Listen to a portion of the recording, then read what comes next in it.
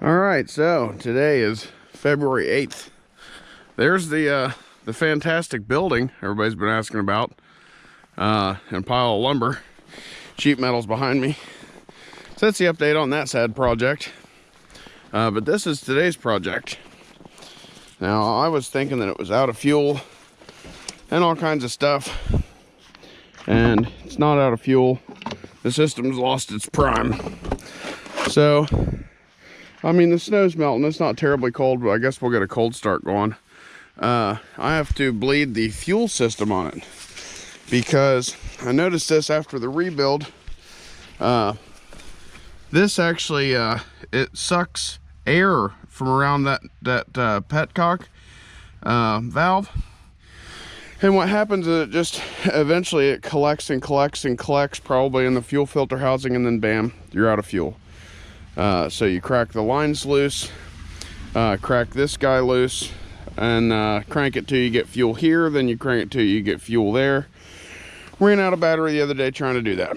Now what I'm trying to do with this tractor is pull that blue truck out. Old red tailgate, but it's a big blue truck. Number one, because it's going to be pretty well stuck there after the building's built. And number two, I need the engine out of it because it is a roller engine that I'm going to build a stroker for the dually. But anyways, let's see if we can get this thing, International b275. Don't know if that was a good shot or not.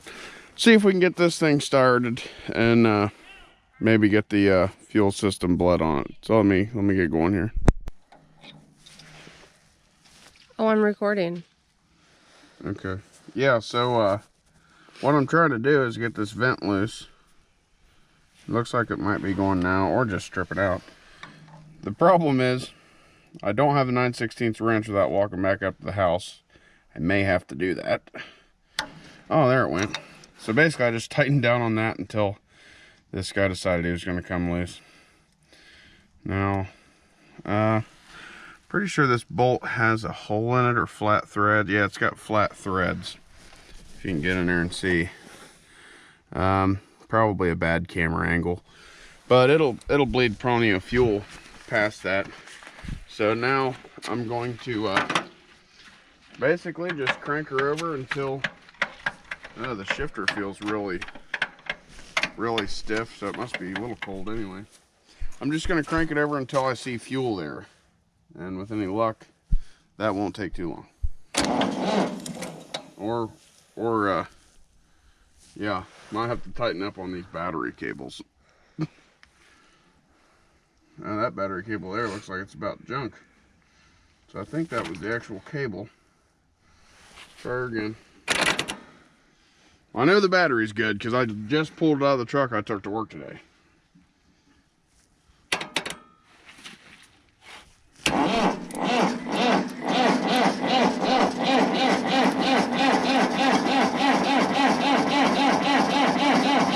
how we're not getting any fuel? And we need new battery cables? She should be going way faster than that, to be honest. And she was wide open.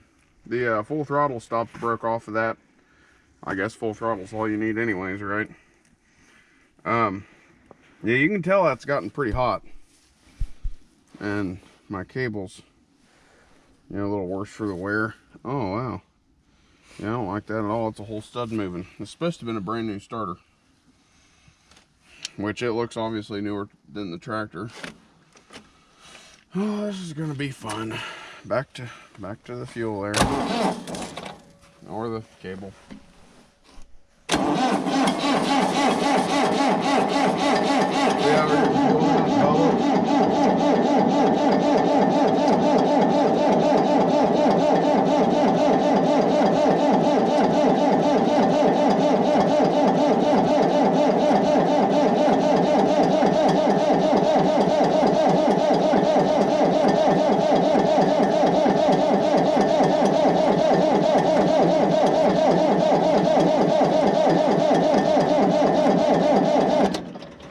Yeah, I mean, I guess that's better than nothing, so we'll go ahead and shut that. It was still bubbling some, but battery cable situation's not looking too good. And I'd like to start it without having to rebuild the electrical system, which I've already done once. Tell you one thing, here's a note.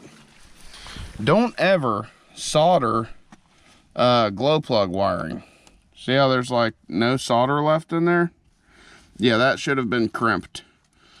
Oh, geez Louise. Yeah. Oh, yeah, it's might be time for a new cable. That's pretty warm. Yeah. So now that that's tight, I think I've already loosened these nuts here, fuel injector nuts, for the lines. Now we just basically crank it till we see fuel come out of those. Let's see, pull out on this. That's my cold start fuel enrichment. Oh. Nope. Nothing again. Maybe I shouldn't touch anything. Oh, we got some back here. Got some there. Got some there. Got some there. All right. Now let me get all these tightened up, and we'll see what doesn't happen. All right. So now we got all our lines tightened up. I guess I'm gonna try to rig up my glow plug wiring that's just hanging here. I don't know if I showed that in any of my other videos, but the dash is not done on this thing. So basically just prop the wire together. It should start smoking down there because that's just sitting on whatever it's sitting on. Oh, come on now. Yeah, this really is a balance act of bending wires to where they want to stay touching. And then I just put my hand over this and wait for the warmth, because it has a heating element in here that tells me when the it's a glow plug resistor, but when that thing starts glowing red, which it is already, you should be ready to go.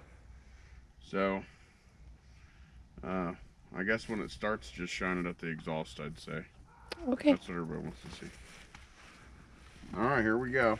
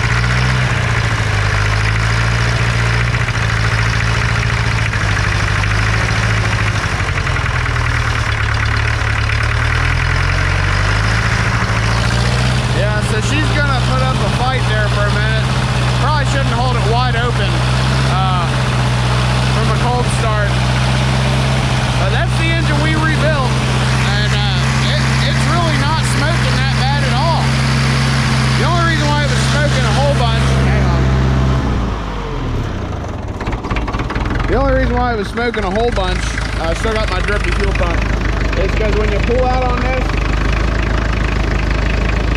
well, it's not going to do it with it running. Granted, I've never tried doing it with it running, but that is a fuel enrichment for cold weather starting. Look at it, sit there. Oh, he's smoking a lick. We dubbed this thing Little Smoky when we first got it. Got to get the fenders and stuff back on it and fix the brakes.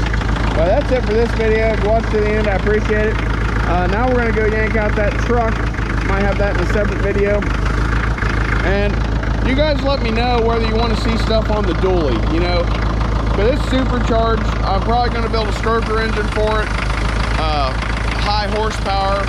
Mainly, I'm looking for a lot of low-end torque. But anyway, I know it's not necessarily farm-related, even though it is our one main farm truck. So let me know if you were curious to see videos on that, whether you want to see engine building, or just final product, or clips in between, I guess. Anyways, till next time, we'll see you.